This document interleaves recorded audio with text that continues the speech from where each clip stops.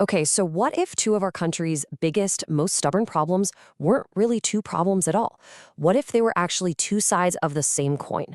Well, in this explainer, we're going to dig into a really powerful idea, one that connects the challenges our veterans face with these huge gaps in our national security, and shows how they can create one single elegant solution. So look at it this way. Over here, you've got this incredible community of veterans. But after their service, they face some really tough challenges, right? Things like financial instability or trying to figure out how their military skills fit into the civilian job market. And then over here, you've got the nation as a whole, and we're wrestling with our own massive gaps, a serious shortage of talent in high-tech fields, and, these growing threats to our most critical infrastructure. Now, these two problems, they seem like they're running on completely separate tracks, but what if they don't have to? To really get a sense of the scale of the veteran side of this, just look at this number, $500 million. That's how much money in earned federal benefits is just left on the table by veterans in Georgia.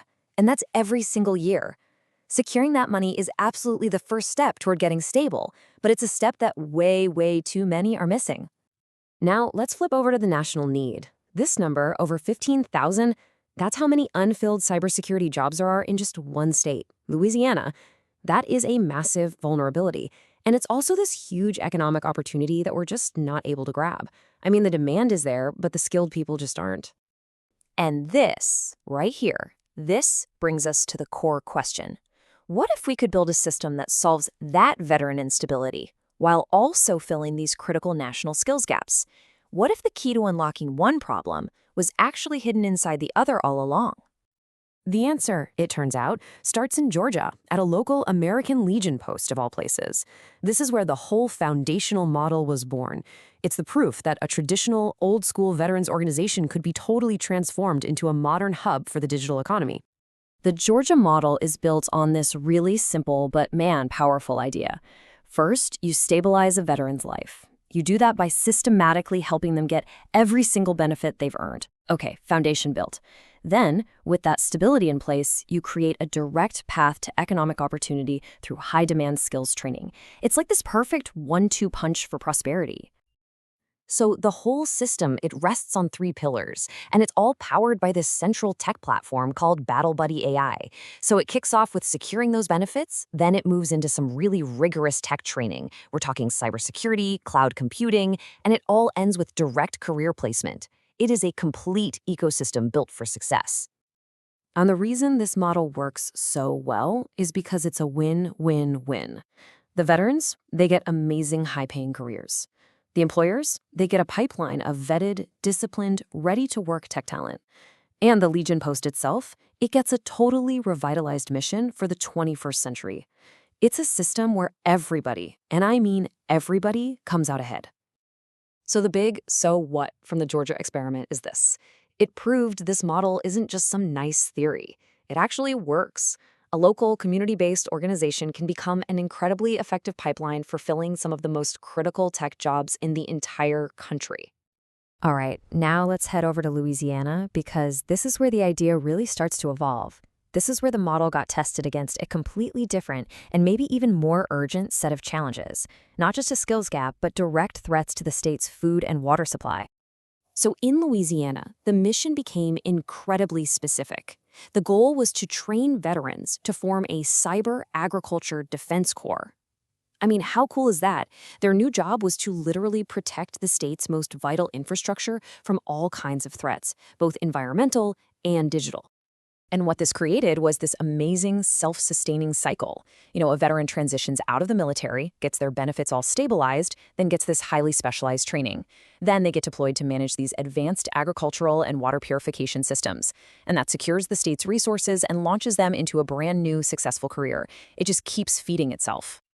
And look, the training was tailored exactly to what Louisiana needed.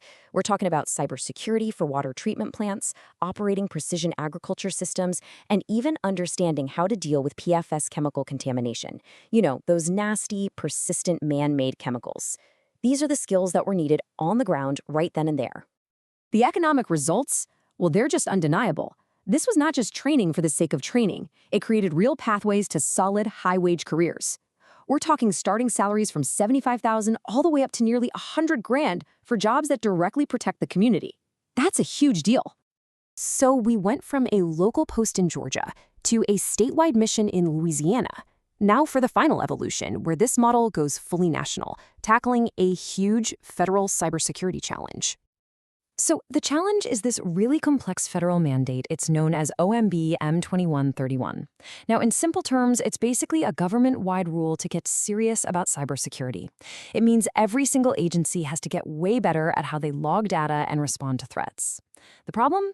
Most agencies just don't have the skilled people to actually do it. And here is where the genius of the model really shines. It's this direct mapping of skills. It takes a veteran's military specialty, right? And it shows the direct equivalent in the federal cyber mission. So, a military intelligence analyst, they become a compliance analyst. A cyber warfare specialist, they become a SOC operator, a security operations center operator, who are basically the frontline defenders of a network. The skills are already there, you see? They just need to be translated. And this just changes the entire conversation.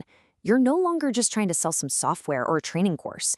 You are delivering a complete solution, a pre-trained, security-cleared, mission-ready team of veterans who can walk into an agency and start solving their compliance problem on day one. And the process itself is just so clear and repeatable.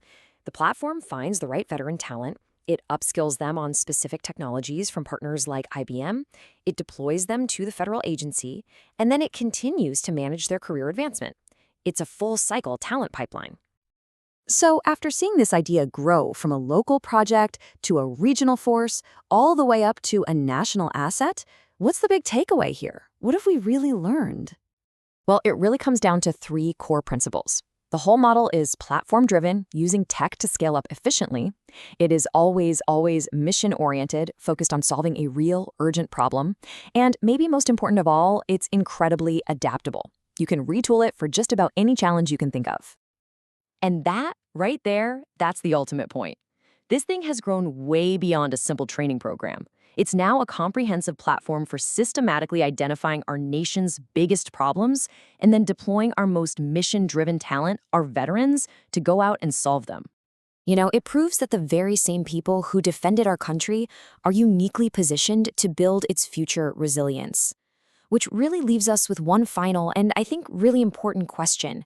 Now that we know they can secure our data and our food supply, what critical national mission could they solve for us next?